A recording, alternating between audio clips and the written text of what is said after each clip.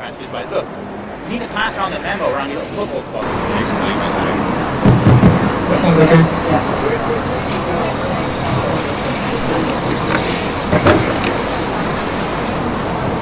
Okay, good evening everyone.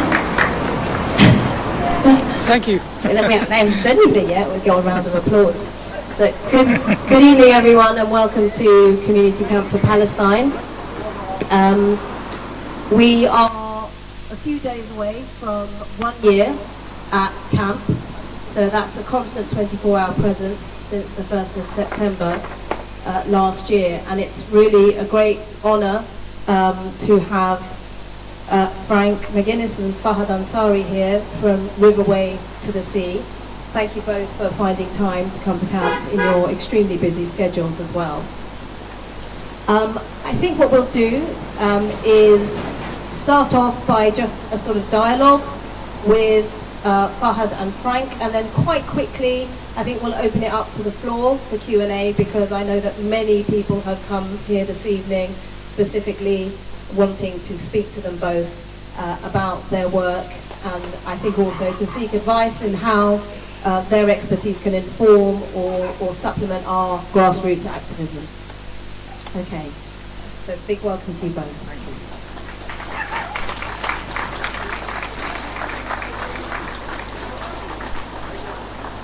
I think I'd like to start, or we'd like to start by asking you, the theme of today's talk, or one of the themes, is very much about how Zionism can be defeated in the courts. And I think it's fair to say, really why you have become household names since April this year, that you have brought the sort of mother of all court cases in your deprescription case to the Home Secretary for the deprescription of Hamas. And it would be great to hear a little bit from you both about that, why you brought the case, what you hope to gain, do you imagine that you will be successful, and also, actually, I think it would be helpful for a lot of people to understand where Hamas is and isn't prescribed in the world, to give it that sort of global context, and where the UK sits within that.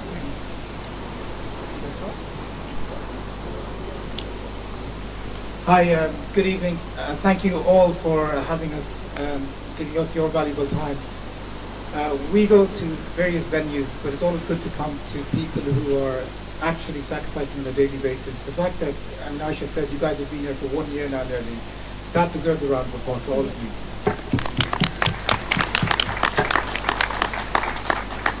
It's actually quite relatively easy, I'll probably speak to Frank as well, for us to just go around giving talks and everything else, but to be day in, day out, having this presence, and I'm aware that UKLFI and other groups are trying to get you guys removed from here.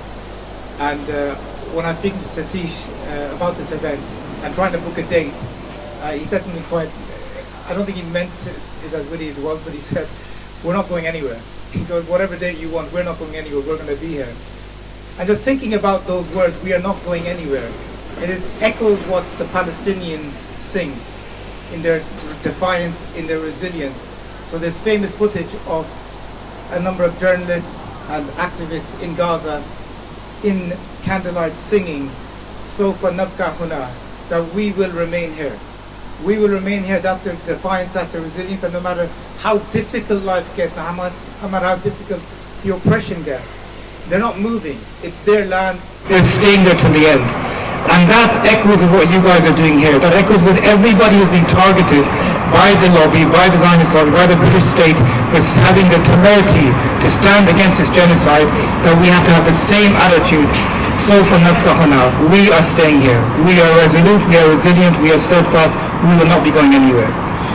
To answer the question about the deprescription, why did we actually bring it? It's a good question. In fact, family and friends, when Robert Jenner decided to start his attacks against us, they asked me the same question. And the reality is in this genocide, we all sort of feel helpless. We all want to do something to stop it. We all want to try to end the genocide, end apartheid, end the fascist state of Israel. And we're trying to think, what's the best way we can do? And every one of us has been blessed with a different talent, a different skill set. and we're always trying to think how can we best utilize what we've been given, to try to make maximum damage to Zionism. And for us, it's the fact that we're lawyers. So we're lawyers. I don't know how many people here are lawyers, but we're lawyers. Most of the things we do on a day-to-day basis are help one individual, help us fill our pockets. It's just normal day-to-day. It's a job that we have. Some people could be shopkeepers, some people could be doctors, mechanics, whatever it is.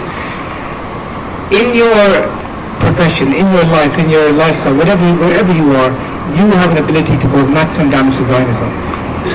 It could be simply somebody who owns a store and they put up some posters, some literature, have a money box for Palestinians, for the resistance in its general sense. And you're playing your maximum role that you can do. You could be a student and your maximum is good to be on an encampment, to be going to BDS, to be attacking Elbit systems, whatever it is, everybody has a role. For us, this was it. This was the maximum thing we could do, is instead of constantly talking about Palestinian tears, as the great writer Muhammad al-Qud talks about their spit. It's their spit and their tears, as he so eloquently puts it, that creates their humanity. And we're very used to talking about Palestinian tears and defending Palestinian tears. We're very, very cautious and skeptical about talking about Palestinian spit. Hamas and the other resistance movements are a manifestation of the Palestinian spit. Because if you are surviving for decades under occupation, under apartheid, living in a concentration camp, your tears will dry up eventually, where your spit won't.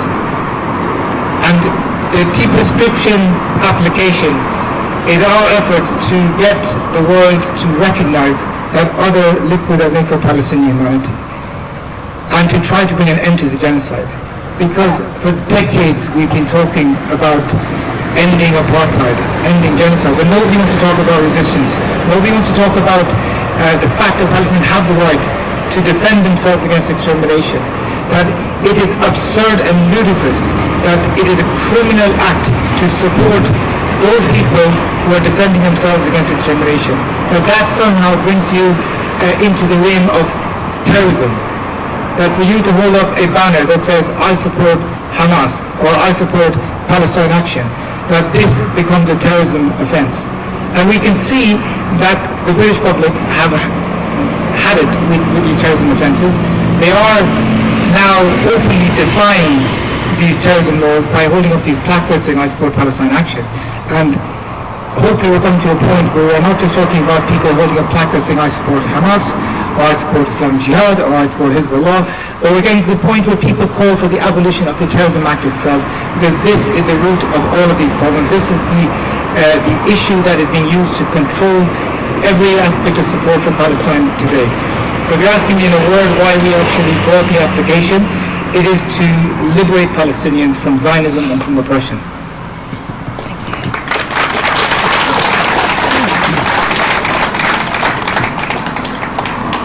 Good evening, everyone. It's very good to be here. I always feel very happy and emboldened to be surrounded by so many anti-Zionist people who are taking action to confront the fascist ideology of Zionism. Just dwelling on the question a bit, right? There's a few different parts to it, but one of the things you said was, how can Zionism be defeated in the courts, is what you said. And I would just critically interrogate that question a bit, right? Zionism won't be defeated in the courts, certainly not in the courts of Britain. Zionism will be defeated on the battlefield, which is where colonial projects tend to be defeated, right? I was outside court when your man Liam from Kneecap was facing his second appearance, and I spoke there about the Palestinian strategy. I talked about right, but I actually think we should interrogate right because it's quite a bourgeois legal concept. It's about strategy, right? Palestinians are attempting to pursue a liberation strategy. They are attempting to liberate themselves from a violent colonial imperial project, originally backed by the Brits, then by the French for a bit, and now staunchly backed by the US. And it's not for us to tell them what their strategy should be. And if they choose to use armed resistance as their strategy, which many, I would say most anti-colonial resistance movements have chosen, right? Algeria, Ireland, where I come from, South Africa, Nelson Mandela, of course, co-founded the tip of the spear, right? It's just obvious. Anyone who's serious about defeating a colonial empire understands that you're going to have to use violent force. Frantz Fanon, famous theorist of colonial psychology and anti-colonial resistance, in his most famous work, The Wretched of the Earth, he opens that book, that analysis, by saying decolonization is always a violent phenomenon. And then you get these kind of liberals who try to strip the claws and defang Fanon now that he's not around to speak for himself. But he spoke very, very clearly in that book. He's like, how did you think the French were driven out of Algeria? It wasn't like you went into court and said, please can you leave French imperial empire? Like, they were defeated by an extremely militant national liberation movement, anti-colonial liberation movement, the Front de Libération Nationale, used bombs and guns to drive the French out of Algeria. That's what happened. Same with Ireland, right? Like, 1916 is obviously a failed military uprising, as is often the case in anti-colonial resistance movements. The military stakes are extremely asymmetrical, they're extremely unequal, right? The sacrifice that the colonized have to make in blood is much, much higher, but that's usually the winning strategy. So I think my starting point is, I'm in Britain, I'm in the belly of the beast, the place where the Balfour Declaration was birthed, where in some ways this bizarre fantasy of a little loyal Jewish Ulster, like this kind of racially pure Jewish colony, like that was kind of conceived of here, right? And not just in the 20th century, but in the 19th century, you had all these British colonial freaks like sat around fantasizing about this project. But nevertheless, I'm not on the ground in Palestine. So the question for me becomes, how can I contribute in my own way to the struggle to liberate Palestine? And hopefully we've come around full circle now to having centred my analysis. I think the correct analysis is that Zionism will be defeated on the battlefield, and that part of what we can do in this country is to loudly proclaim our support for the Palestinian decision to choose a violent anti-colonial strategy, right? So we can support that.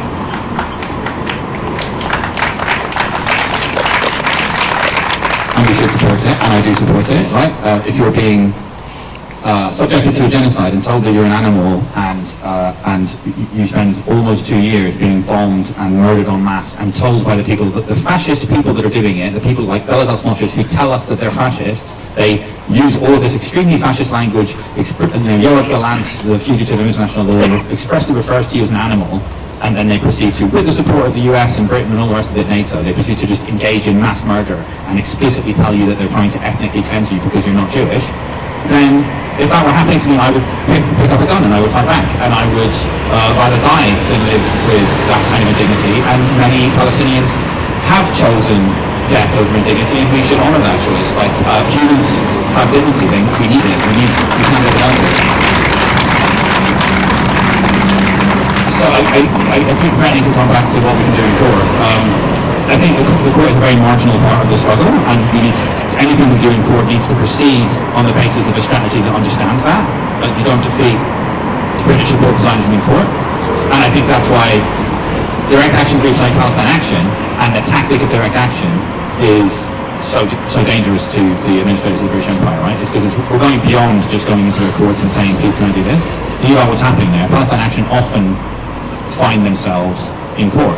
But it's not because their strategy is, let's go into court. Their strategy is, let's take direct action and directly try and disrupt the material mechanism by which this war machine is reproducing itself. So that's another thing. And I suppose, with the Hamas stuff, like, I do think that it's possible. I was talking to someone just a moment ago. There's kind of like defensive court cases and there's offensive court cases. And sometimes the distinction's not always that clear. But broadly, if someone takes direct action and they're charged with criminal damage, they're defending themselves against a criminal prosecution, and the strategy is kind of fundamentally defensive. You can try to flip it and go back on the offensive, and I think the best defense is always a good offense. There's that Lindy quote that I'm fond of sharing about go back, go and double down. Like, that's like literally always the correct strategy, bar like a very small number of exceptions. It's almost always the best option is to escalate. But I suppose the application that we're bringing under Section 4 and now Section 5 of the Terrorism Act 2000, representing Hamas, is something of an exercise in offensive legal strategy, right? It's like the discourse in this country, right, Britain, the empire that colonized my homeland, it's like, it's a bit mad and it's very, very racist, and it's just there's a kind of common sense here in Britain that colonialism is good and that Britain is respectable and that the courts are this place where justice happens, and Hamas are these cartoon villains. They're just like evil villains, and it's stupid and ridiculous and racist. But that is the dominant discourse in this country, and I think what we did with this application was just to go into court. I mean, it's not yet in court, is it? But we drafted this very long application. We got all these experts to say, like, sorry, can we just be serious for a moment? Like, make them an illegal organisation if you want to, outlaw them as terrorists, blah, blah, blah, fine, do what you want. You're the British Empire, you have a long history of doing this kind of stuff, fine, you do you. But can we just be serious? Like, they won an election. They have a degree of democratic legitimacy that you cannot deny. And obviously the Brits tried to do this in the north of Ireland. Bobby Sands is the most famous example of this. He was the officer commanding the Provisional IRA in the Longcast prison, very senior in the Provisional IRA. And Thatcher was like, oh, you're just thugs and criminals. And again, the same kind of like, you have no legitimacy, you're not an army, you're just common criminals. And then Bobby Sands at the age of 27 gets elected to the British Parliament and says, if I'm just a criminal, how come a majority of people in your stupid little colonial jurisdiction of Fermanagh, South Tyrone, just elected me to your parliament, right? It's like, they've been doing this for years, they know what they're doing.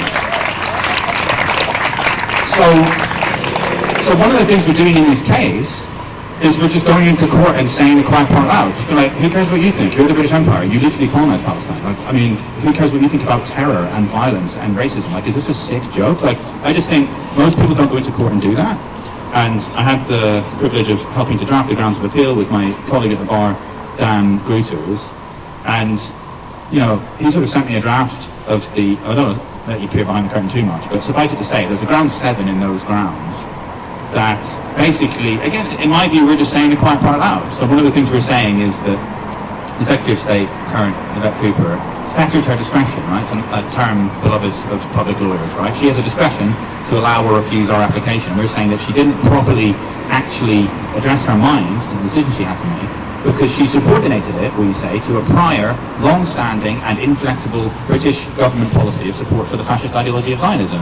They've been doing it since 1917 at least, right? We know in their Balfour Declaration that they said they viewed with favour the establishment of the Jewish homeland or whatever. So we just went into court and said the quiet part loud. Like, hold on, you're not thinking about this case seriously. You're not actually addressing your mind to what we've said in this application about democracy and human rights and international law. You're not thinking about any of that. You just know that you love it, you love colonialism, you love the idea of a racially pure Jewish state in Palestine. You've been supporting that fascist project for more than a century now, and it didn't matter what we said in the application, you weren't going to consider it properly because your government's policy is one of unlawful support for this extremely racist project. And I just don't think there's that many lawyers in this country willing to say the quiet part out in court, but in my experience, it's quite effective when you do. I think just going into court and saying, sorry, I don't have to pretend that you're this like respectable paragon of anti-racism. Like, just checks notes. The British Empire is anti-racist. Like, it's just silly. It's stupid. Our enemies are often just quite idiotic, and they're kind of coddled, and they're used to this idea that they're the civilized, white British Empire that has the rule of law and human rights, and that Hamas are these evil savages. And it's just going into court, just being like, is this a joke? Like, are you joking? Like, I mean, I can't speak for anyone else, but broadly, that's the kind of energy that I'm trying to bring in a lot of these cases. I guess the final thing I'll say, I'm kind of riffing off this same point, like, we all have to escalate. Like, the genocide is ongoing. We have to find ways to escalate. Like, it's tiring, it's exhausting, but it's nothing compared to what our comrades, our brothers and sisters in Palestine are going through. So we just have to keep escalating. Like, what are you going to do? You're going to be like, oh, I'm too tired. I guess the fascists won. We're just going to allow them to ethnically cleanse. It's like, no. Think about Stalingrad. Like, I'm not here to uncritically endorse Stalin's Soviet Union or whatever, but the reality of how Nazi Germany was defeated, it was tens of millions of mostly Soviet soldiers, many of them being sent into battle without guns because they didn't have enough guns and being told, pick up the guns of your fallen comrades. That's the reality of the historical sacrifices necessary to defeat a fascist regime. I'm not saying that we're in quite the same territory, because the fascist state of Israel is not as powerful as Nazi Germany was at that stage in history, but the point is, we do have to escalate. Like, we're allowed to be tired, you're allowed to sit with how you actually feel, you're allowed to feel a bit despondent and depressed, and we have to process those emotions together. But I'm here to encourage you to just, however despondent you might be feeling, keep escalating, keep standing up, and keep escalating. And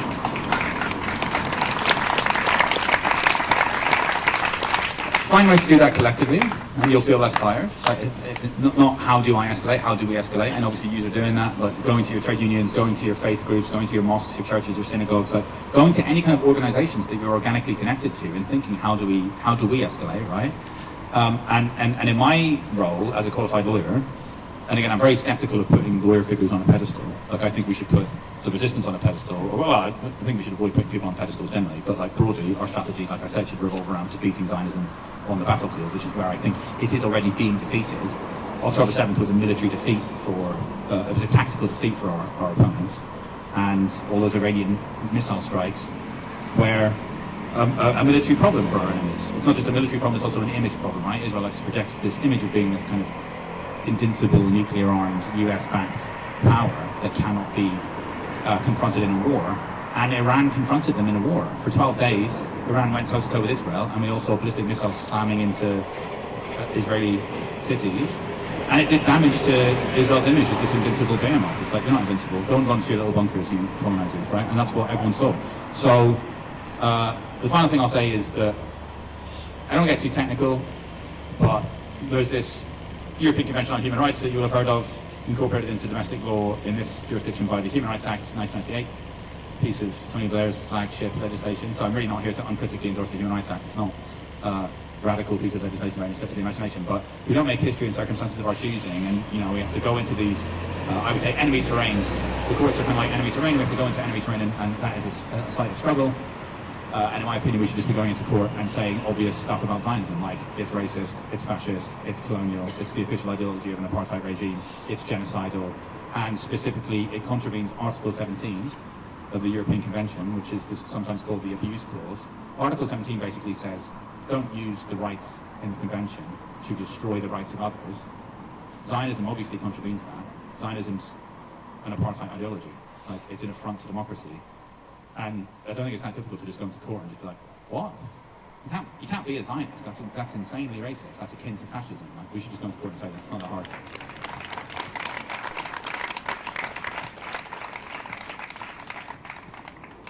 Thank you both. You may or may not feel this is relevant, but I think a lot of us here are from the generations of experiencing the issue with troubles, whatever you want to call them, in Northern Ireland, and also apartheid South Africa, and have lived to see that both of those, well, not completely, because of course they're still occupying Northern Ireland, but those struggles, apart from the fact that they were fought on the battlefields, at the end of the day, the British were forced to come to the table. And do you sense a similar trajectory here? And I feel is part of your reasoning in your deprescription case, making that point, that this idea that you just, push to one side and lock the cupboard and act like they're not there, or just completely jurisdictionally ignore them, is history has shown to be impossible, like a dead end, and that they must be brought to the table as legitimate actors, because history has shown us that. Yeah, I mean, it's a good question. The way I see it is it's inevitable. It's all about bringing them to the table. They're at the table. Exactly. And they're trying to lock them away. They're at the table. They're on the battlefield. Exactly. They are the ones winning elections. If you have an election tomorrow, they're probably going to do very well again, despite everything that's happened in Gaza over the last 2 years. The issue is, how many more Palestinians do we have to see shredded to pieces before that happens? Before the West decides we can speak to these people now. Ultimately, it's a numbers game. So for everybody's got a number in their head. At which point are we going to start calling out the genocide? So David Lammy now is talking about hospitals being bombed and condemning it. Yeah, he was the one who provided political cover when Israel bombed the first hospital in October 2023, nearly 2 years ago. And since then, there's been a policy of bombing hospitals targeting healthcare workers. He's been providing political cover. He's been providing financial and military support throughout this time. Now, he had a number in his head, and he seems to have crossed that number, so now he says, I need to actually roll back and protect my image. Not enough to stop selling them weapons, not enough to start imposing sanctions, forget military intervention, but there's a number, and he probably has another number for him to cross each of one of those stages. So everybody's got a number in their heads, and the government's got a number. And it's quite disgusting, actually, that you have to play this numbers game. I mean, how many Palestinians have to die before you actually say we will speak with Hamas? Hamas, to their credit, I mean, if you think about every other conflict that's happened, you talk about the Six-Day War in 67, you talk about Lebanon, what happened, you talk about the war with Hezbollah in 2006, 38 days, which has recently cropped its head up in my own personal life. Those 38 days and Israel left. It's been 23 months of fighting the most brutal fascist regime we have on the planet today. Armed to the teeth with British and American weapons and European weapons. Acting with complete impunity. Nobody is reining them in. And yet the resistance is still fighting strong. Hamas and all the other Palestinian groups are fighting back. They're not going away. They will be there. They are a manifestation of the Palestinians who were kicked off their land. Their leadership, their rank and file, all suffered through the occupation, through the existence of the Zionist state. The current generation of children growing up without parents, who have lost their limbs, who've lost their homes, do we think that they are not going to actually be part of that movement? Call it Hamas or call it whatever else, whatever other name it becomes in the future. It will be there. Hamas is just a name. It's just a name, but what they really cannot ban, what they cannot prescribe is the attitude of resistance. So they can keep banning groups, but Palestinians will keep on resisting. And as long as Palestinians resist, you're going to have to recognize them. As Franck said, October the 7th was the Palestinians telling the world, we exist, we are human beings, we are still here. The Arab world is trying to normalize relations with the Zionist state. They say we need to basically normalize on the blood, on the bones of the Palestinians.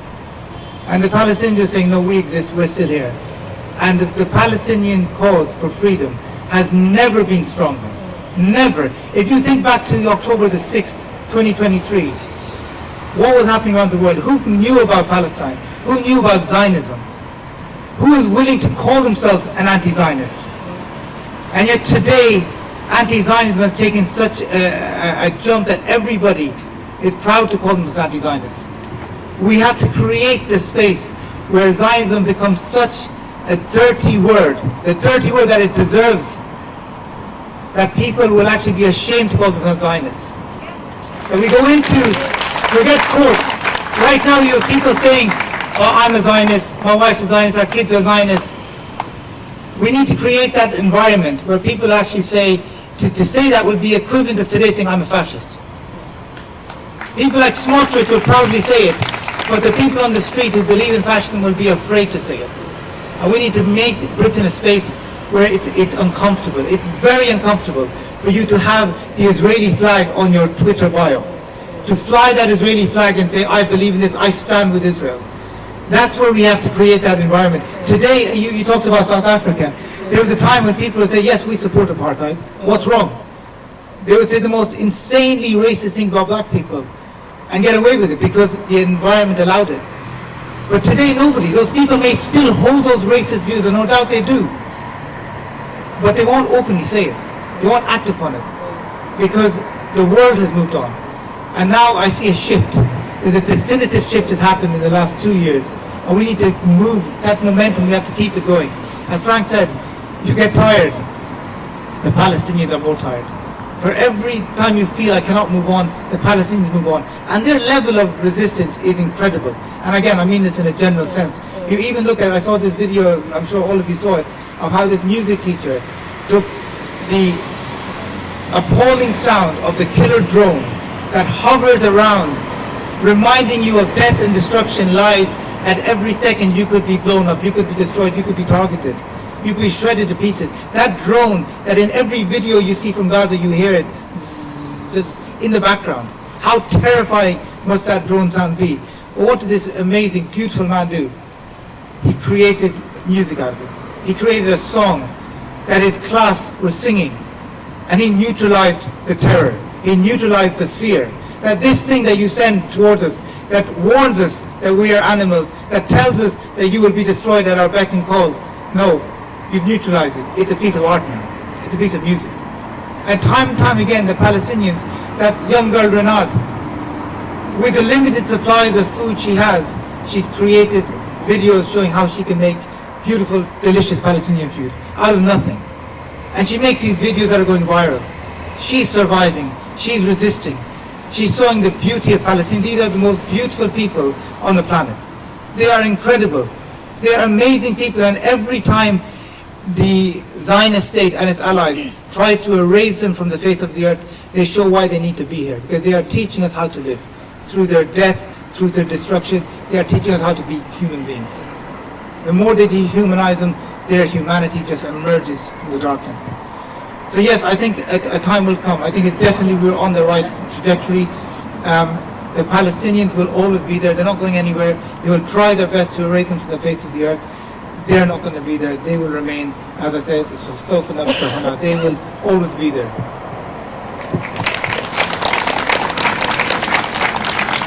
What's the question? The question's about...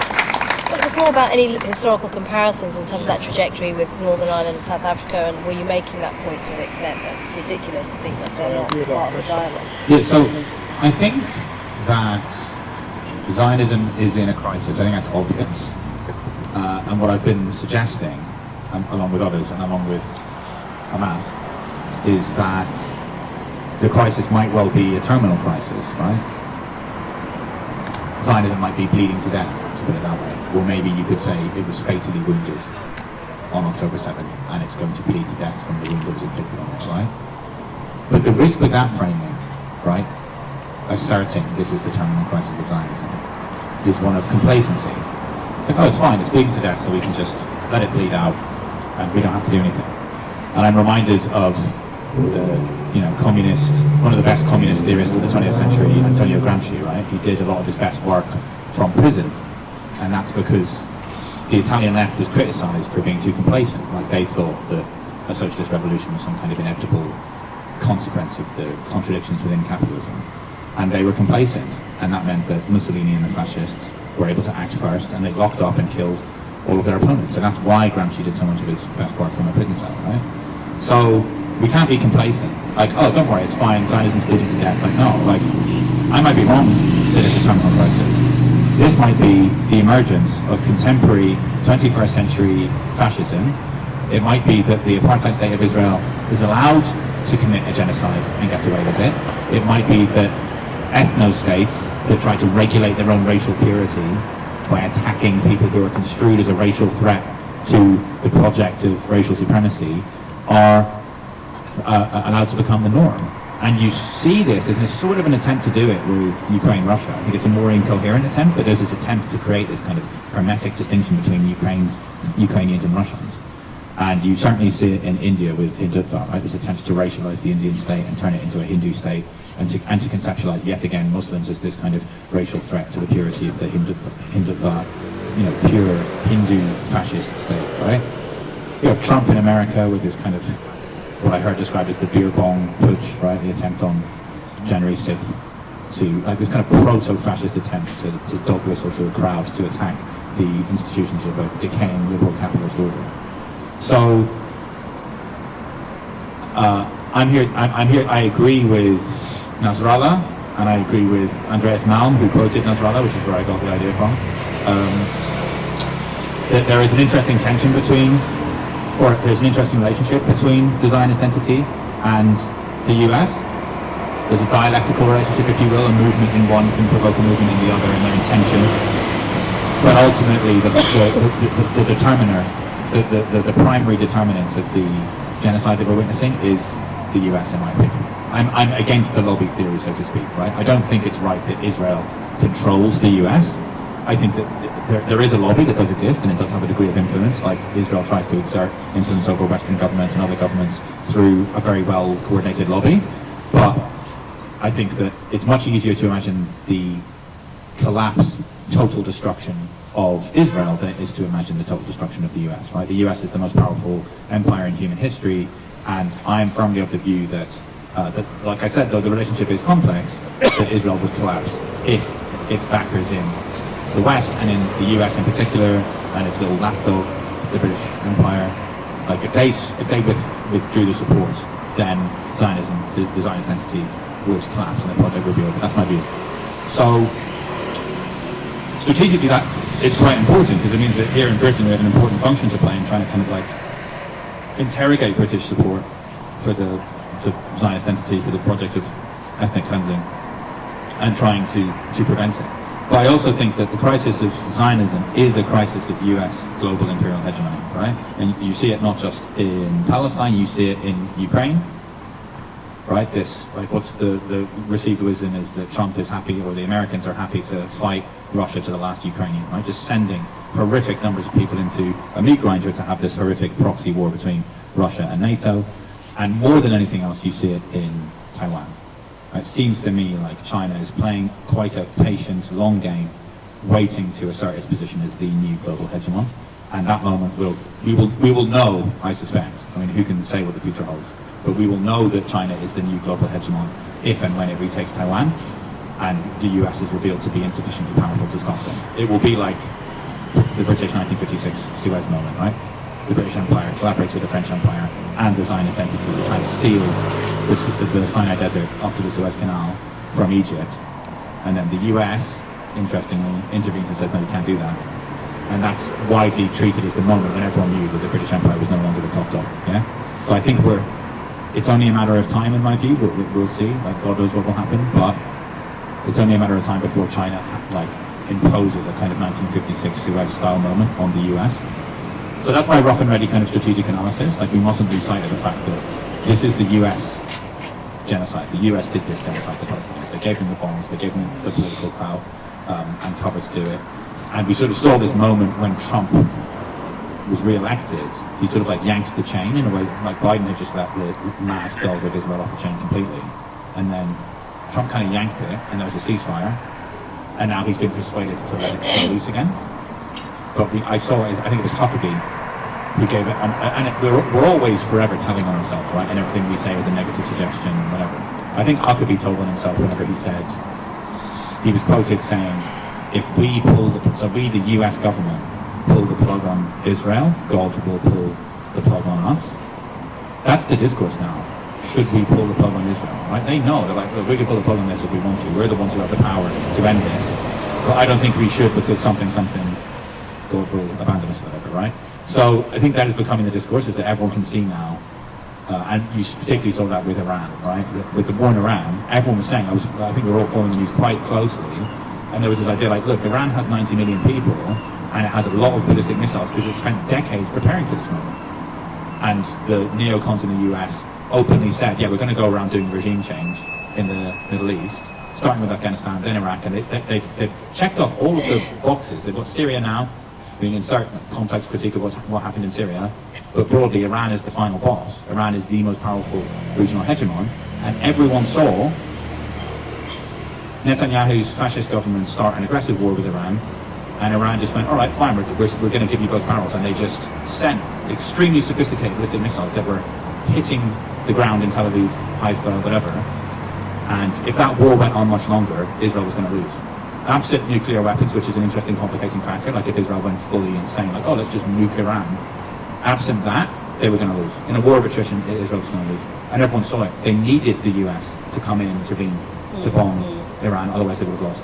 So that's my rough and ready analysis of where we are. Like, what do I know? I'm some guy, but that's my understanding of current geopolitics. As to the analogy with the North of Ireland, I think in some ways it's helpful. Like, I'm in favour of a one-state solution in Palestine and in Ireland. I don't think there should be two Irelands. I think that's ridiculous.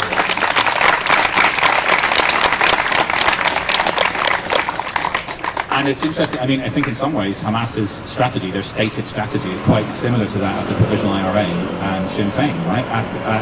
Think about what happened with the Good Friday Agreement in 1998. Sinn Féin, political wing of the IRA, agreed, right, fine, we will decommission because we are satisfied that this is an ironclad constitutional mechanism for obtaining a united army, right? The Good Friday Agreement says that the Secretary of State for Northern Ireland, so-called, can call plebiscite, and if he or she does, then both sides of the border have to vote.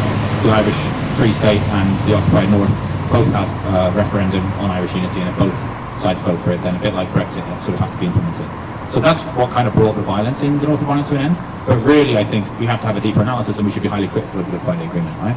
James Connolly, perhaps the most famous communist in the Irish tradition, has a very famous quote. He said, obviously before he was executed in 1916 for his role in the anti-colonial Irish uprising, he said something like, if you replace the flag, the British flag, over Dublin Castle, the British will still rule you through their landlords and through their financiers. And he's been proven completely correct. More than 100 years later, what is Ireland? It's a pathetic little neoliberal tax haven that is participating in this genocide.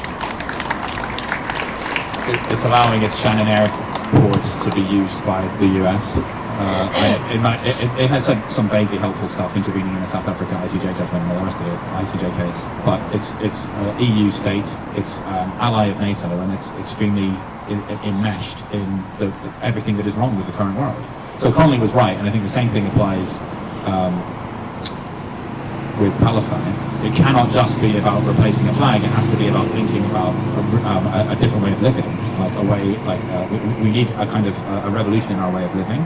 And I think that Palestine is leading the way in showing the reality of the existing capitalist order, the extent to which it was always premised upon the most horrifically violent colonial racism. And I think one of the things I find most disturbing about our present moment is that it sort of feels a bit like watching what must have happened hundreds of years ago in my homeland, in the north of America, like these places where colonialism took place, right? Like Australia, right? This horrific genocide of the native population, and it's like we're witnessing colonialism, but in the 21st century, streamed on smartphones. But this is what colonialism has always been, and it's as though for once we finally get this proper insight into this is Western civilization, so-called.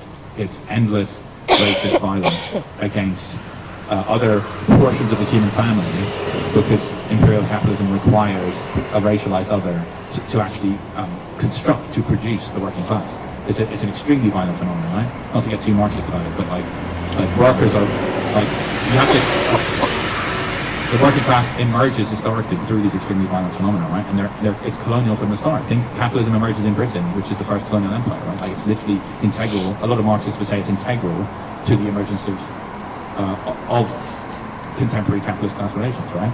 So what's my point? I'm not trying to just waffle about Marxist theory or whatever. I think that certain historical analogies are useful, but ultimately, it's like I said, I don't have some easy strategic prescription. I don't know what the winning strategy is, and honestly, it's not really my place to articulate a winning strategy. It's my place to try to marginally contribute to the Palestinian people as they enact their own winning strategy. But I do think that we'd be missing a trick if we sort of isolated Palestine. Like, Palestine is part of the broader global struggle against the totality of current global class relations, which is more than anything else determined by the US. And so our struggle has to be a global one.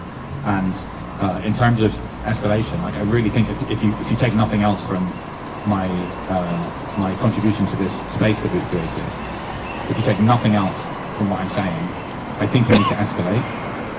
We need to escalate our opposition to Zionism. We need to escalate our opposition to the US empire that allows this genocide, that backs this genocide, that participates in this genocide. Ask yourself, how can I escalate and how can we escalate?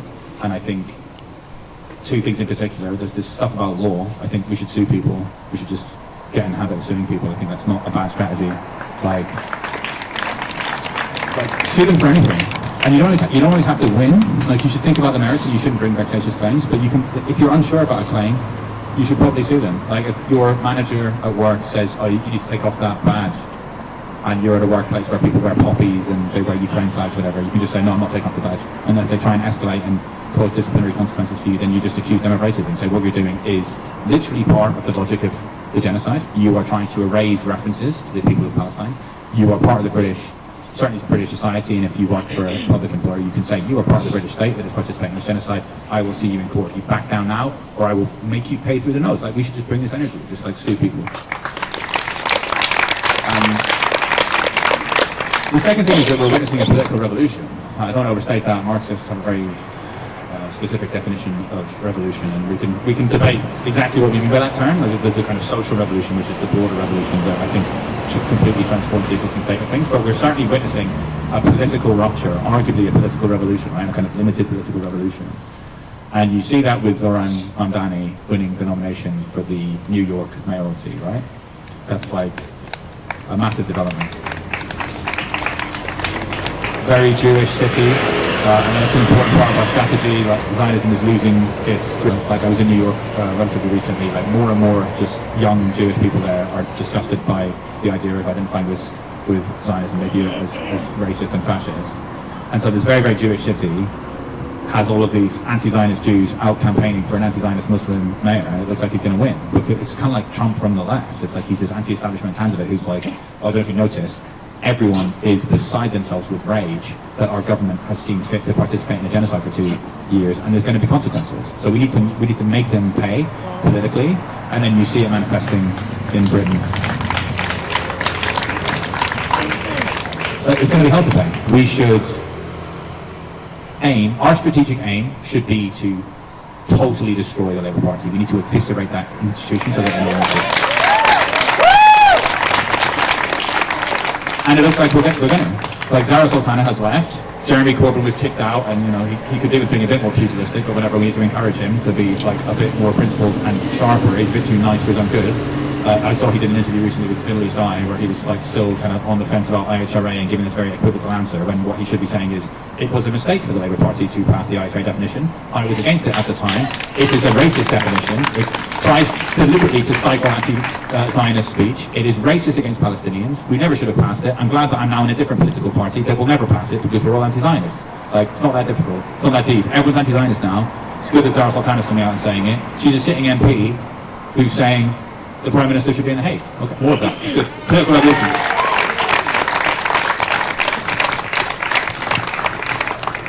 Thank you both so much. I think we'll open up to the floor because most of my other points you've covered.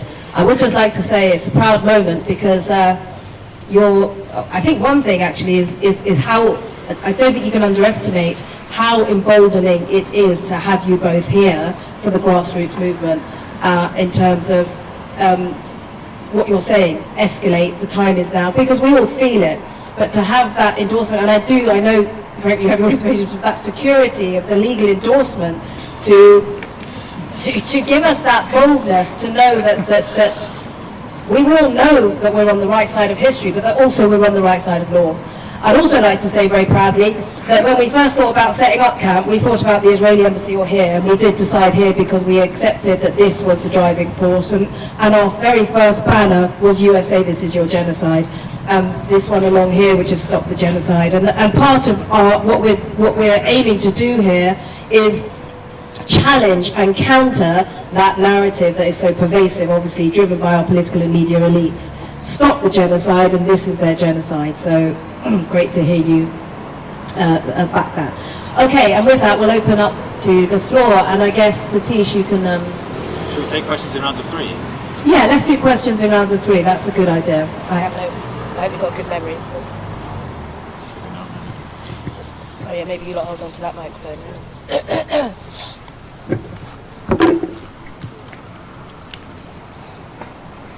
Hello there. Hi. You someone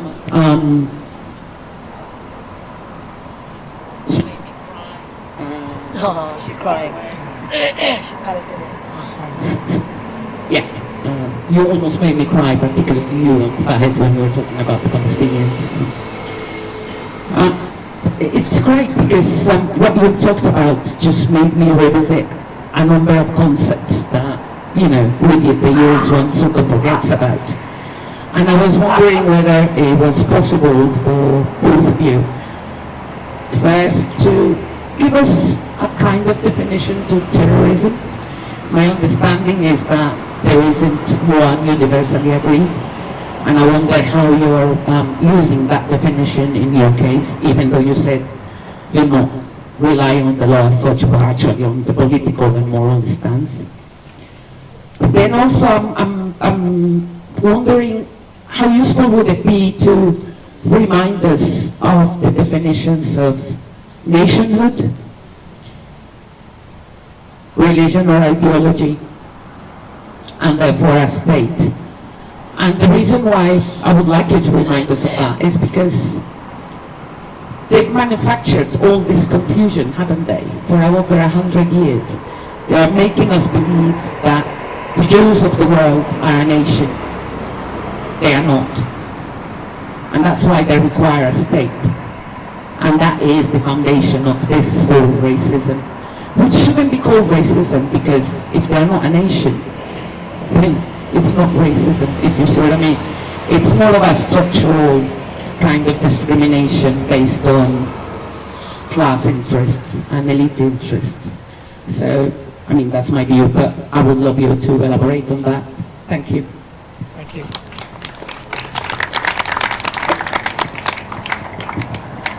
Hi, my name's Tim. It's a bit more of a selfish question.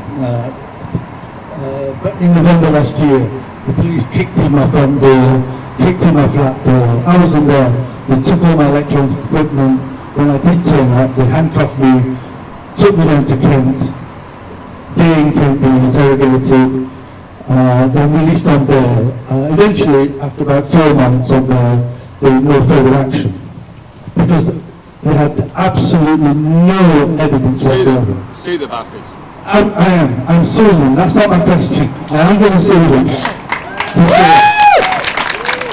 But my question is, do you know of anybody, any kind of entity where I can register what's happened? Because it's not only me this has happened to. It's happened to loads of people. And I think we should be collating this information and registering with a central body so we can, make a bigger case, not just an individual case. I will sue them. But I want you to, that's my question. One more?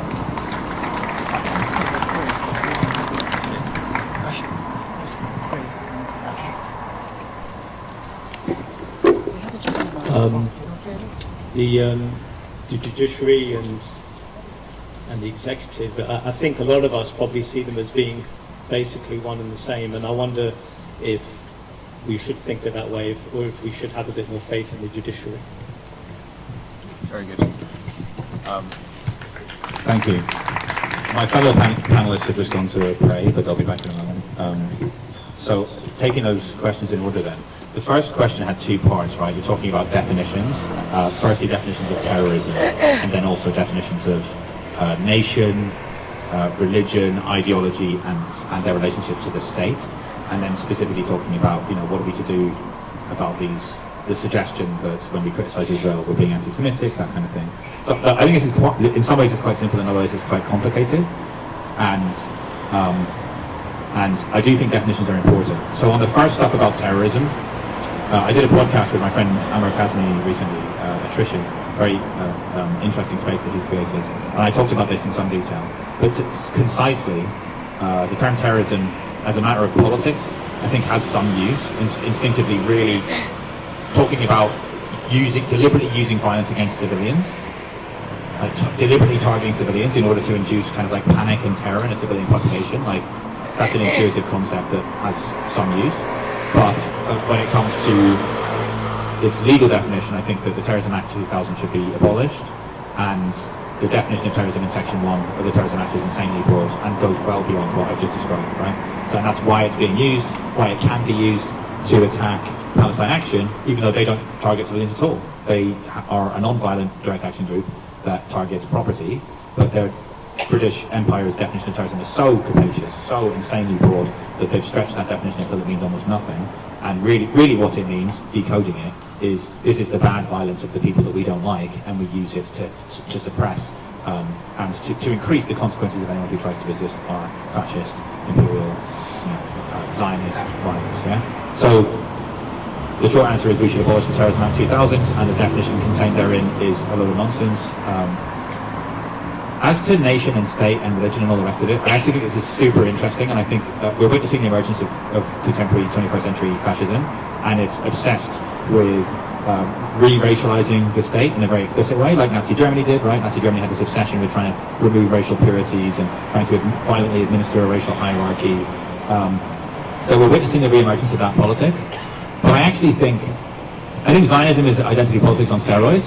It's like this extremely narcissistic, self-victimizing approach to the idea of Jewish security, right? And those of us who are serious about fighting anti-Semitism should understand that Zionism is just a completely dead-end strategy. It's not a successful strategy for keeping Jews safe in the wake of the Holocaust.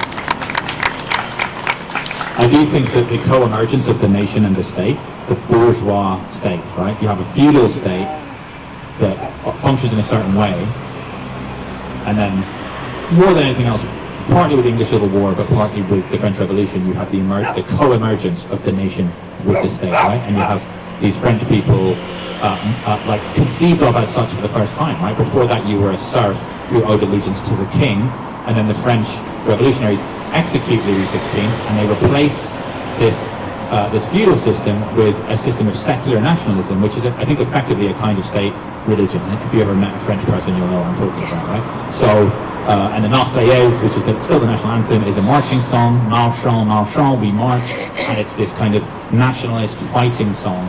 So it's very interesting to me that the nation and the bourgeois state emerge at the same time. And my politics has long been a kind of communist internationalism. And Karl Marx, when he spoke to the first inaugural Congress of what was to become known as the First International, right, the first Working Men's International Association, he said something about how our enemies, our class enemies, the bourgeoisie, they are global. Capital operates globally, banks operate globally, and he said the national organizations must become international. And he was obviously speaking at the inauguration of an attempt at creating such an international organization. In my opinion, Benedict Anderson has a very interesting book called Imagined Communities, where he talks about what the nation is, right? This kind of imagined community that's imagined to be both limited and sovereign. I'm here to suggest that we need to try to forge the project of imagining a global community, a global working class community, if you will, or some kind of global proletarian community, and it's precisely that imaginative exercise of imagining ourselves Palestinian that informs my politics and my approach to solidarity with them, right? It's like I've said before that a chant that I do find very moving, right? In our thousands and our millions, we are all Palestinians. I think it's a beautiful chant, but if we interrogate it a bit, I'm not Palestinian, right? I'm not being attacked because I'm a non-Jewish Palestinian whose views a racial threat to the purity of an apartheid state. People who are identified as Palestinian are facing that threat in a way that I'm not, and it would be kind of obscene to pretend that I'm the same as them. But what that chant means is it's an attempt to step into a universalist community to say Palestinians are all human, I am also human, I enter into an imagined community with them, and that's the basis of our solidarity with them, right? Is that an injury to one is an injury to all, and so we refuse this correspondence between the nation and the state, right? And meanwhile our enemies are putting up these symbols of nationalism, the English flag, the British flag, and thumping their chests and saying well, I just love England and I hate that we're being colonized by all these foreigners. That's their politics. It's nonsense, it's a dead end, it's bootlicker politics. They're licking the boots of the powerful, attacking less powerful migrants instead of attacking the bourgeoisie, because they're too cowardly to fight the people who actually have power in society. And we should directly challenge them in those terms and say nationalism is stupid, made up identity. What is it? Nationalism makes you hate people you never met and be proud of things you didn't do. It's like a stupid brain rot ideology, and we should replace it with something far more loving and better. I don't want to talk too much. I hope that answers your question. The second question was about registering these incidents. Yeah, there's a group called European Legal Support Centre, which is funded by Palestinian Civil Society. I'm doing some legal cases with them.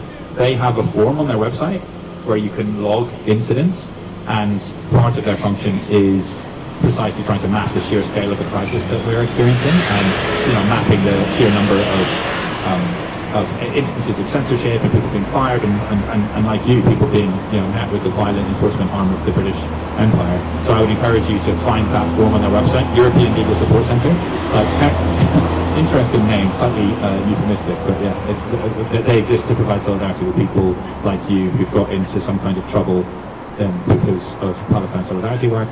And then the third question was about this distinction between the judiciary and the executive and whether it's meaningful. I think it is meaningful up to a point. I don't think we should overstate it. J.A.G. Griffiths has his book, The Politics of the Judiciary, right? The judiciary might tell us a certain story about itself, that it's neutral and all the rest of it, but that's not true. It's not neutral. I do think something is happening with our court, because it's not nothing. And I think there's a naive, sometimes it's kind of associated with certain strains of anarchism, sometimes it's associated with what Lenin would have called ultra-leftism, or whatever you want to call it. There's a kind of overcorrection that some people indulge in, where they say, oh, law is nothing, it's just a sham, there's no point in going into court because it's all just a stitch up, it doesn't mean anything. And that's not right. Like, it's right that the ruling class writes the rules, and the bourgeois state writes the laws, and so you are absolutely on enemy terrain when you go into court in an attempt to advance any kind of counter-hegemonic, certainly any kind of anti-Zionist strategy in a country like Britain. But that doesn't mean that it's not a terrain where you can extract concessions. It doesn't mean that it's not a terrain where you can struggle, but we should do that in a way that's strategic. And I'm forever talking about, my friend Rob Knox wrote an essay called Strategy and Tactics. He's a Marxist law professor, and I think it's fine to intervene on the terrain of law. It's just that we should do it pursuant to a proper understanding of what is law, what is the bourgeois state, and what does it mean for us to fight on that terrain. And just to give you an example, the Rwanda scheme, right, this bizarre neo-colonial attempt to remove undesirables to an African country that the Tory government tried to create, that was defeated by a number of different things, but one of the things was in court. Like the Supreme Court said, yeah, this is unlawful. And it stopped the government from doing what it wanted to do. Now, I think Sunak was in the process of trying to sort of take into account the Supreme Court's criticism and reformulate the scheme so that it could succeed. But that's not nothing, and we would be making a strategic mistake if we said, oh, it's just a stitch up, nothing ever real happens in court. Like, that's not true. Victories do happen in court. David Miller went into court, and David Miller, a professor at Bristol University, he went into court, represented by my friend Zach Samora, a Palestinian barrister, and they played a blinder. Like, and we now have a judgment that says, no, you can be an anti-Zionist, and that can be protected under the Equality Act. So yeah, it's a site of struggle. We should do it. We should intervene in that site of struggle in a way that's strategic. But it would be wrong to say that it's the same as the executive. That's not quite true. Thanks. I think that's cue for perhaps another 3 questions. Tisha, you can take this. And then maybe we'll leave it now. Say again? Just what was playing. Yeah, but I think it'll be fine just for questions. Anyone else have questions? There's one at the front here, Satish. 2 at the front. 2 at the front.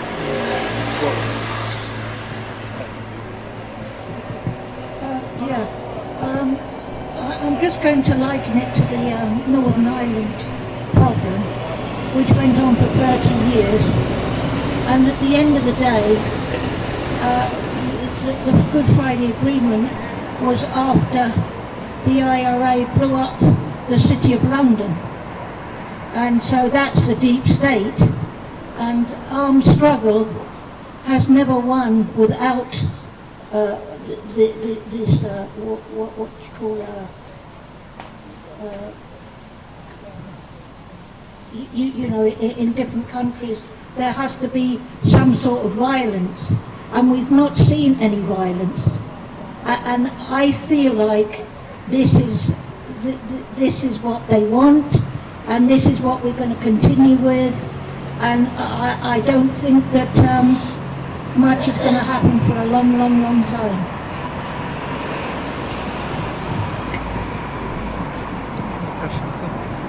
Yeah. Hi, I want to ask you a question about the corporate sector. Specifically, you have all these companies that are on the BDS list that are conducting business in the occupied territory, selling avocados on stolen land, basically illegally recognized stolen land and other activities.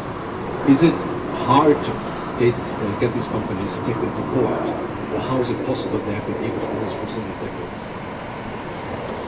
And one more.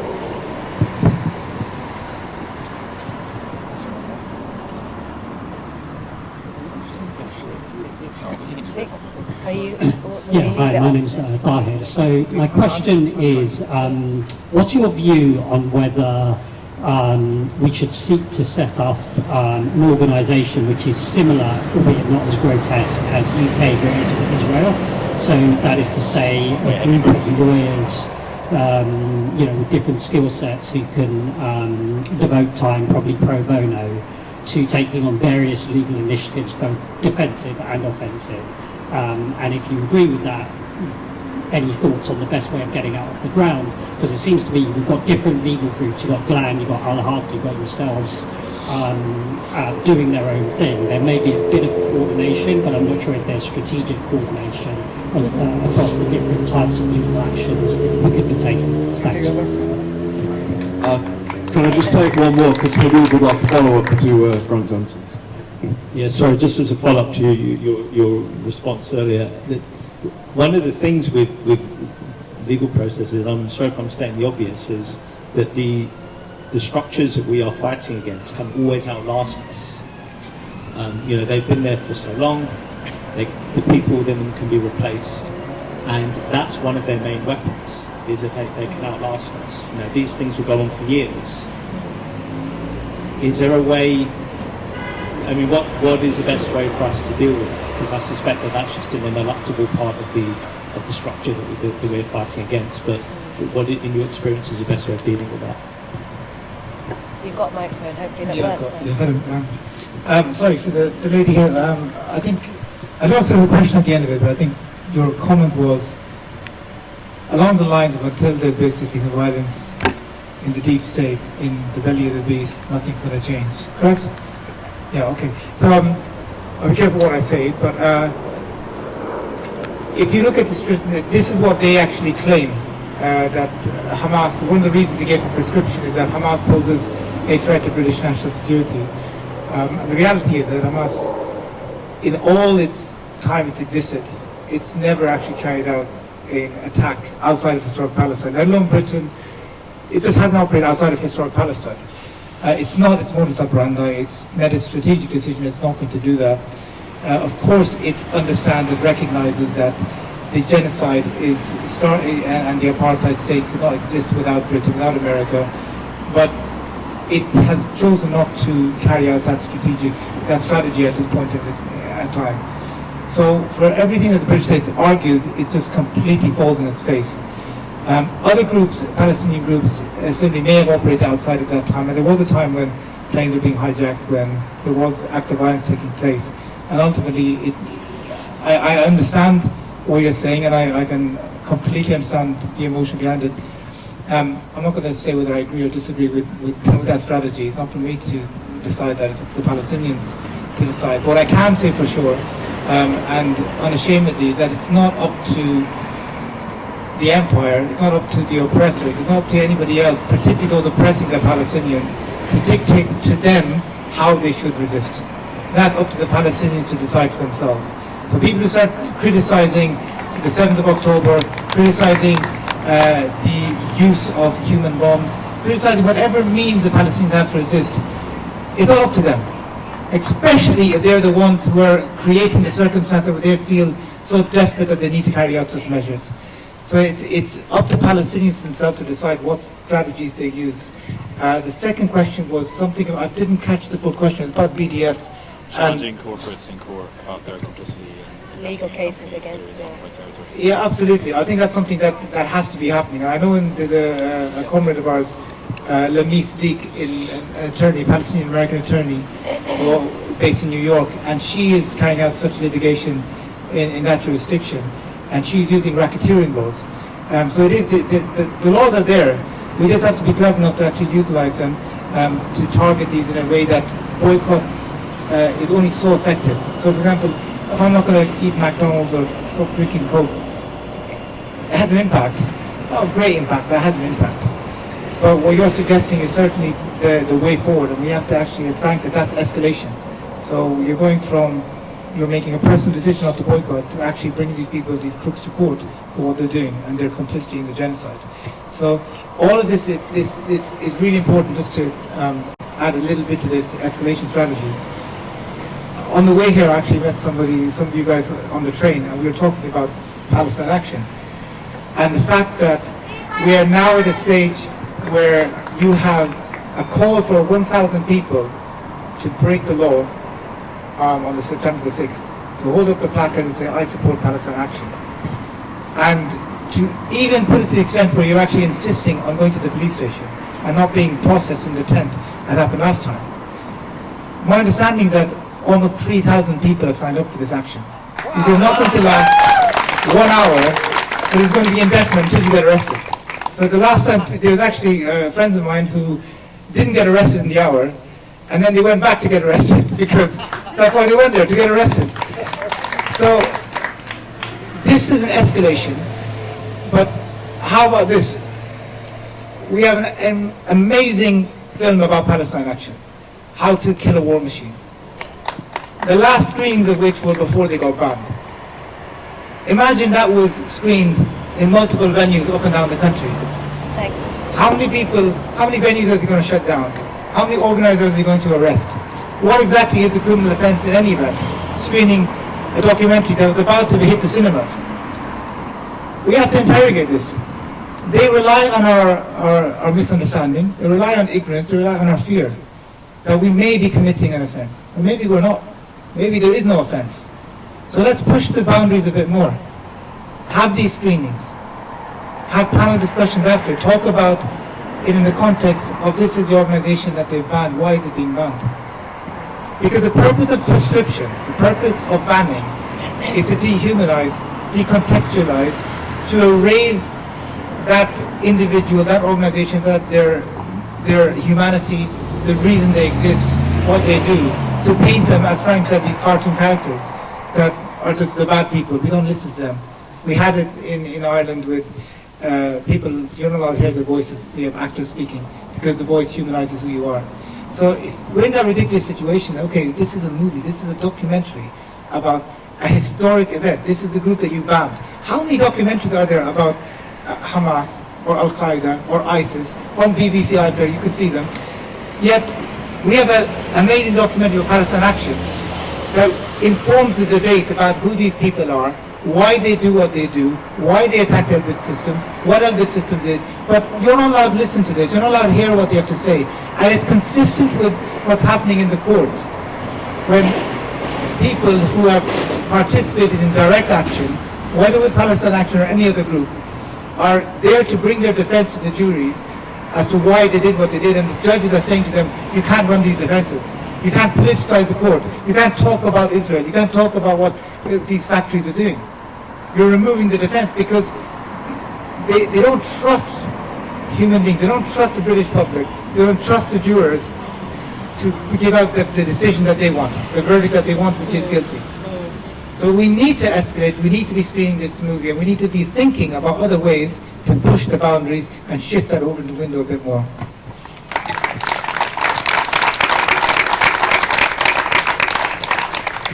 Yeah, so on your point about violence, we have seen violence in Palestine, obviously, right? And we didn't really see that much violence in the South African struggle, right? You saw some violence, tip of the spear, the armed wing of the ANC, right? And the apartheid state of South Africa did start invading foreign countries towards the end of its existence, kind of lashing out, hopefully in a manner not dissimilar to the way that Israel's lashing out now. But in Britain, right, Britain and the US were the last two countries to support the apartheid South African regime before it collapsed. There wasn't, you know, Nelson Mandela didn't pursue military strategy in Britain, right? His strategy was confined to South Africa and some surrounding countries, right? I think he came here to gather some political support, perhaps, but I do hear what you say. Marx has this quote, between equal rights force decides, and he also has that brilliant quote about the weapon of criticism is no substitute for the criticism of weapons, right? So we don't persuade our enemies to dismantle their apartheid structures with a good argument. We criticize them with weapons, yeah? So I don't disagree with you. Violence, it's as Franck Fanon said, right? Decolonization always a violent phenomenon.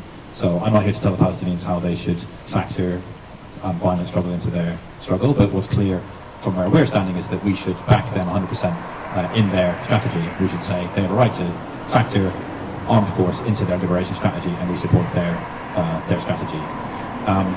The second question was about corporate entities that invest in the occupied territories, and BDS, this BDS strategy of trying to identify key targets that are vulnerable to the tactic of boycott, and thinking about how court cases might figure into that broader BDS strategy. I would say that is obviously useful work. Some people are somewhat critical of, Omar Barghouti and PSC and the BDS. It's definitely possible to overstate the importance of that strategy, but it's an important front in the struggle. I think that's undeniable.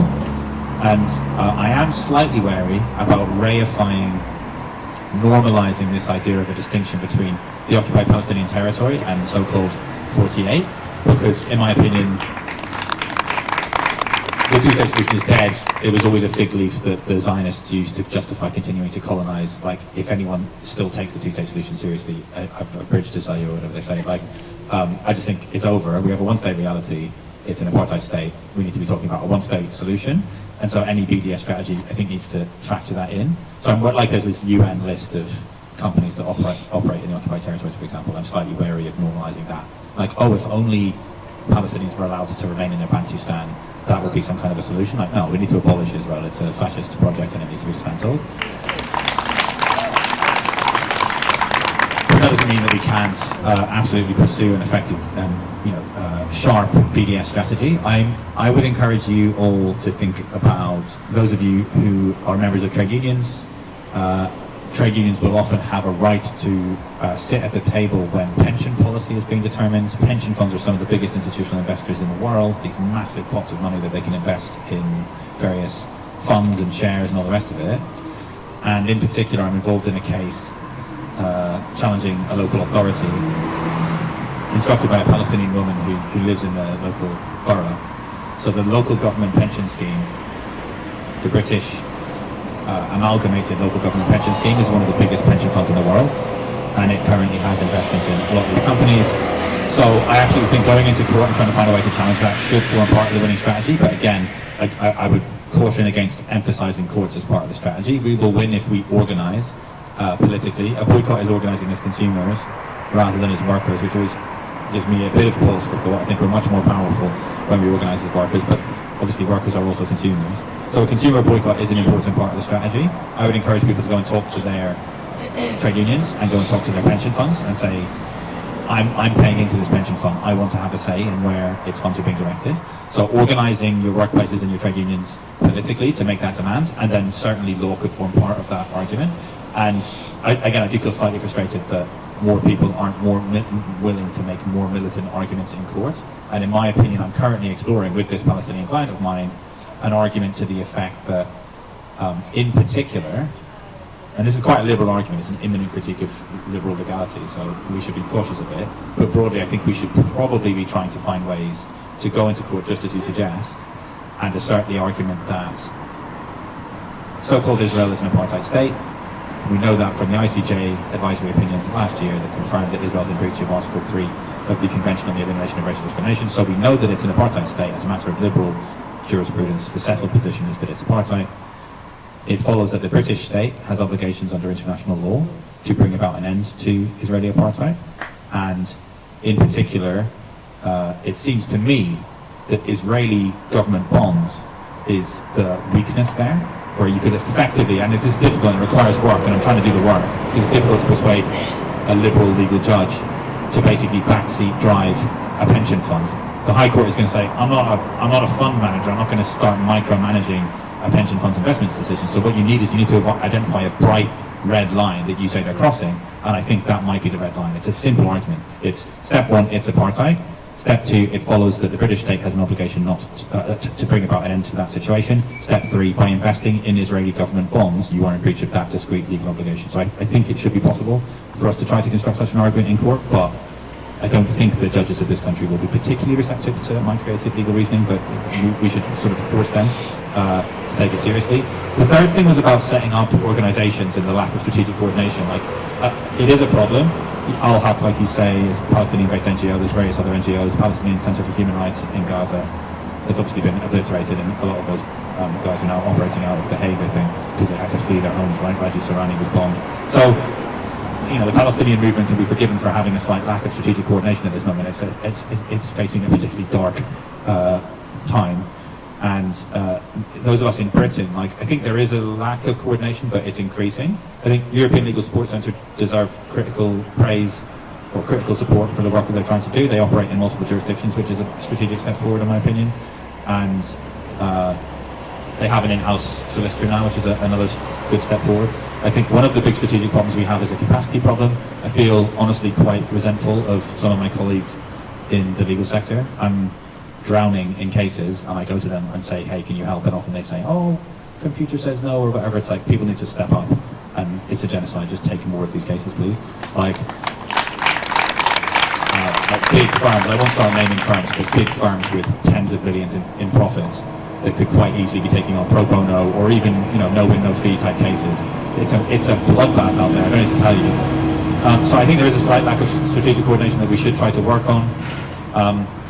But yeah, there's only one of me, but Farhad and I have created Riverway to the Sea together, and that's precisely what we're trying to do, trying to increase capacity, increase strategy, build capacity, so not just recruiting lawyers. We're hoping to recruit lawyers, we're hoping to operate in multiple jurisdictions.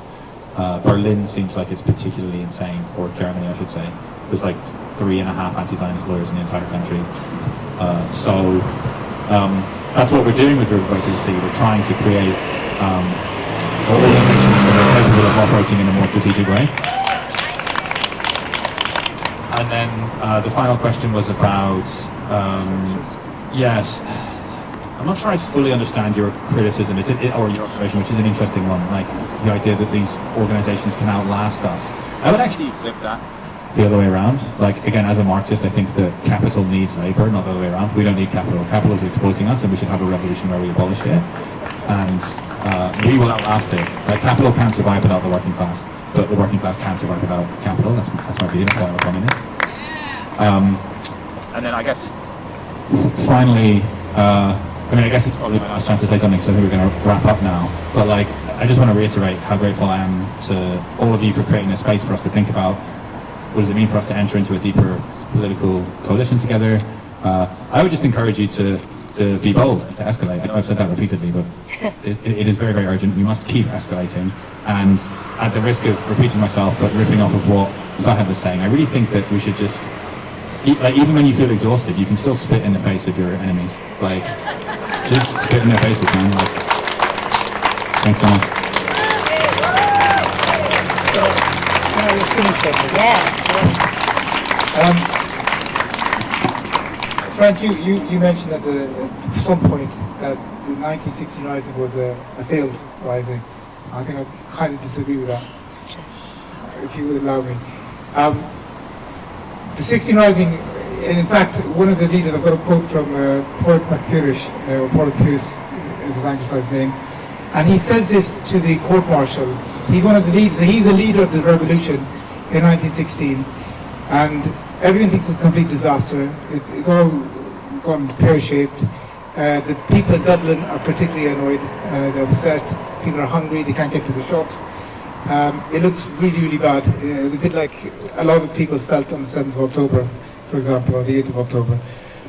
And he says, when in his court-martial, he talks about the fact that since the age of 10, he made a prayer to God, he got down on his knees, and he prayed to God that I'm going to devote my life to liberating my country, for Irish freedom. And he spent every day of his life after that preparing, talks about training, arming, organizing, doing everything he can for the day to come. And when the day did come, he said, I did my best. And he says, we seem to have lost. We have not lost. To refuse to fight would have been to lose. To fight is to win. We have kept faith with the past and handed on a tradition in the future. And I think that's what's really, really powerful and important for us to remember, that what might look like a defeat, and every single one of us in our personal lives or professional lives, we're going to get targeted by UKLFI or the lobby or whoever. We're going to lose our jobs. We're going to have to make many sacrifices, because it is a time for sacrifice. It's a genocide. It's a time for martyrs. And we might be martyred in different ways. We're not going to be killed or assassinated, but we're going to lose our careers. We're going to lose our goodwill. We lose friends. We lose family, and all of this. But that is the time. This is the time for sacrifices. And it might look like we're losing, but the fact that we're still fighting means we're winning. As long as we're fighting, we are winning. Because the struggle is a long one. It's been 77 years. Do you think all the martyrs who basically the Palestinians have lost, people will never see a free Palestine in their lifetime? all the martyrs at the moment, the Palestinian leaders historically, the military leaders, the political leaders, people who gave everything for their freedom, they're gone, they're buried, they're finished, they're away. The struggle continues, and it will end one day with a free Palestine. And that freedom, that liberation, the end of Zionism will have been built on the blood of those martyrs. So whenever we feel we're losing, let's remember we are only, as Franck has said, we are playing our role, our almost insignificant role, but it's a meaningful role. Because as that famous proverb goes, basically, we can all lift a pebble, but the people, if we all lift pebbles together, we can move mountains. And that's where we're going with this. So everybody has a role to play. We have to keep fighting, we have to keep resisting. To refuse to resist, to stop and feel you're too tired, that's when we lose. That's a fantastic note to end on. Thank you so much to Franck Magennis, Farhad Ansari, from Riverway to the sea. Just to finish. From the river to the sea, Palestine will be free. From the river to the sea, Palestine will be free. From the river to the sea, Palestine will be free. From the river to the sea, Palestine will be free. Thank you. Palestine! Palestine! Palestine! Palestine! Whether they use their nuclear weapon on us, whether they have their sophisticated weapons, we will win. We will win. Thank you, Magennis. So thank you so much again for your time. We have gone completely over. I didn't monitor the time well at all, but real just such insight and just fantastic advice for all of us here. Can I just ask people who are here, if you're new to the camp, as we have said, we are coming up to a year of being here. We're a 24-hour, 7-day-a-week, all seasons presence, deliberately positioned we're a thorn in the side of the US administration. That's certainly our intention. If you would like to become part of the camp, please approach one of us. We are always looking for more people. We have 2 people on site at all times, day and night. So please come and speak to one of us about that. We're always welcoming new people to the community. Also, there is a donation box just on the table over there. If you would like to make a donation, the donations go to either running of the camp or also to initiatives on the ground in Gaza, and also to some legal initiatives such as the Hind Rajab Foundation that are doing such important work to ensure some sort of accountability against the Zionist regime. So thank you everyone very much for coming. And the 31st as well is the day that we are marking our 1 year of camp, 31st of August, that's very soon. It's this Sunday, in fact, and from about 4 p.m. onwards, everyone is welcome to just be here at camp with us, share some food, and build our community and build our solidarity, and as we've been hearing, build our strength together. Thank you very much. Thank you. And what? Oh, and yes, we're ending the day with Hazan Jamjoon. We'll be speaking at camp and giving some potted history of the Palestinian resistance and things like that. So please do join us for a very good talk also from Hazan Jamjoon. And I am now finished, really. Thank you. Thank you so much. Thank you for organising. Not at all. It's Satish, really. Would you like to stay for food, Farhad? I'm okay. I'm going to get back. No, it's fine.